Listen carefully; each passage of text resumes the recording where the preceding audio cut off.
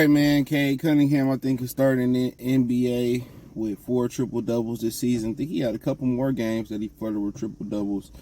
He's an all-star currently right now, in my opinion, especially in the league where we got a lot of guys taking rest games. They just, we rest. We ain't even played a month in the season. Paul George and Joel Embiid missing games. Tyrese Maxey already went down. Donovan Mitchell just rested the other day for the Cleveland Cavaliers. I mean, you having a bunch of guys early on resting, and I'm like, dog, we a month into the season and resting, and what you're seeing is it's a lot of congestions in the Eastern Conference. Only team that got major separation is Cleveland right now. They 16-0. You see Miami, Jimmy Butler in and out the lineup. The Knicks struggling right now. I mean, when you put that amount of talent together, it's gonna take a minute for them to really start to work and start to really build camaraderie and work together, right? But right now, Cade Cunningham is defensively dominant. Offensively, he's being dominant. And right now, you got to put him over Halliburton. That's my boy, too. You got to put him over Maxey getting injured. Obviously, when you start talking about the guards, Brunson is struggling this season, So, and I think, let me just talk about the Knicks for a small second. They just did some dumb, them and the 76ers just did something so stupid. Instead of the 76ers going out there and just taking that Paul George money and going to get 2 or 3 pieces so they can survive a Joel Embiid, rest, they go get one of the most, players that struggle with durability in Paul George. You look at the Knicks, you was doing well. Maybe you needed another big fella like Cade. Maybe you just needed another piece to let them grow together. But they basically flipped the script and they messed it up. So, But for the Pistons, a new voice, a new leader, a new GM, a new coach, it was the difference. They didn't come in here and try to tear everything down and build it back up. What they did was try to work with the guys they got here, try to make the talent work with each other. And right now, Cade and Ivy, which Easy said wasn't going to work together, is working together pretty well. He having some turnover issues, but all young guards, have high turnovers, especially in today's game where it's really no more pure point guards. Really all these dudes is hybrids, for the most part. So, yeah, I mean, he's balling. Every night it's a triple-double, 15, 10, and 10, 12 or something like that. 35-point triple-doubles, 20-point triple-doubles. You know what I'm saying? Some days where he start off slow, finish strong. So he making, he doing the thing. It's just the only thing he really missing is the closing part. And I think that's more of a team thing. Like, how we going to close the game? What's going to be our go-to play? Is it going to be clearing out the side for Cade and getting them switched on a smaller guard and posting them up to get a bucket? Is it going to be a high pick and roll with Jalen Duren? Is it going to be a two-man game with Ivy and Cade? Do we got a Pacific play that we want to run in the crunch? And that's one thing that they figuring out. The defense is coming together because defense is just, it's the two things. It's two things that make a great defense. C&E, communication and effort. That's the backbone of a great defense. You got to be able to communicate. You got to have the effort. Those are non-negotiables.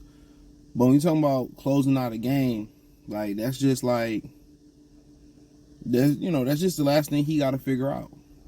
He know where his spots is on the floor. So it's going to be interesting. They struggle closing out games. They struggle in the third quarter. They have finished the third strong. They have finished the half strong, but that fourth quarter, they struggling. But the most important thing that makes them all-stars, they winning. They on the winning trajectory. They didn't win their 7th game until their 50th game last season. So now he's winning. You're going to see the spotlight shine on, no different than the Lions.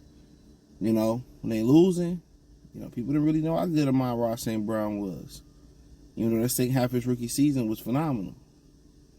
They really wasn't looking at Jared Goff. They really wasn't looking at some. They start winning, now everybody see them in a different light. They see him in a different light.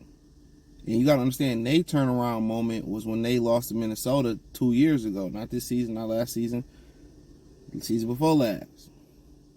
And they lost a backbreaker. A game they had a lead, let Minnesota come back, beat them on the corner route to, KJ Osborne, I think he a Detroit native. And Dan Campbell didn't lose that locker room. They stuck with Dan Campbell. He didn't lose the locker room.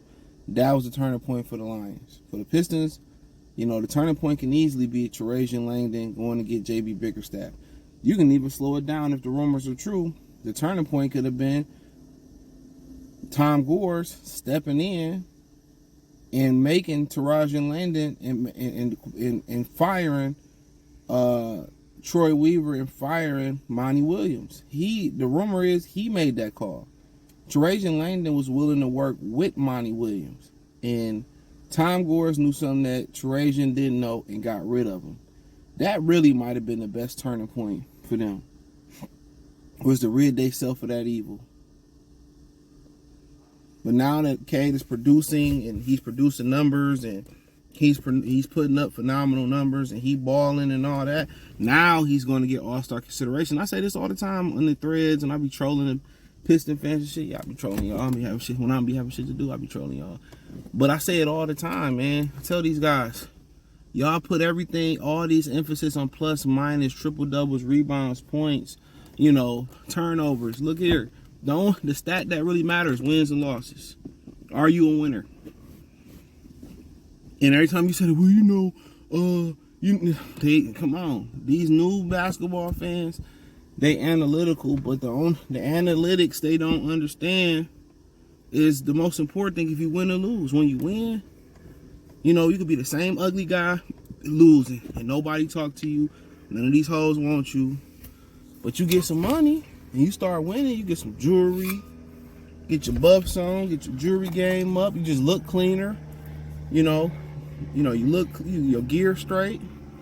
All of a sudden, people gravitate towards you. You up. Same thing for Cade Cunningham. Been putting up phenomenal numbers. But he was dingy and bummy while doing it. Now, he putting up phenomenal numbers. And he clean, crispy, buffs. All white buffies, all the hoes want to fuck me. You know what I'm saying? He winning.